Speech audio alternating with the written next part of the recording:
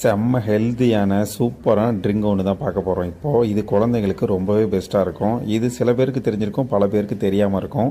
அந்த தெரியாத பல பேருக்காக இந்த வீடியோ. நார்மலாக நம்ம தானிய வகைகளை முளைக்கட்டி சாப்பிட்றப்ப என்ன பண்ணுவோம், ஒரு நாள் சாப்பிடுவோம், இல்லாட்டி ஃப்ரிட்ஜில் வச்சுட்டு அடுத்த நாள் சாப்பிடுவோம். இந்த 2 நாளுக்குள்ளே சீக்கிரமாக கெட்டு போயிடும். ஆனால் நம்ம இந்த ப்ராசஸில் என்ன பண்ண போகிறோன்னு பார்த்தீங்கன்னா, முளைக்கட்டி அதை எடுத்துட்டு காய வச்சு அதுக்கப்புறம் நம்ம மிஷினில் கொடுத்து அரைச்சி பவுடராக வச்சு ஸ்டோர் பண்ணி வச்சுக்கிட்டோம்னா அது ரொம்பவே ஹெல்த்தியான ட்ரிங்காக இருக்கும். எப்போ வேணாலும் நம்ம யூஸ் பண்ணிக்கலாம், சீக்கிரம் கெட்டும் போகாது. இதை குழந்தைங்க குடிக்கணும், ஜிம்முக்கு போகிறவங்க குடிக்கணும், இல்லை வயசானவங்க குடிக்கணும் அப்படிங்கிறதுலாம் கிடையாது. யார் வேணாலும் குடிக்கலாம். செம்ம ஹெல்த்தியான ட்ரிங்க் இது.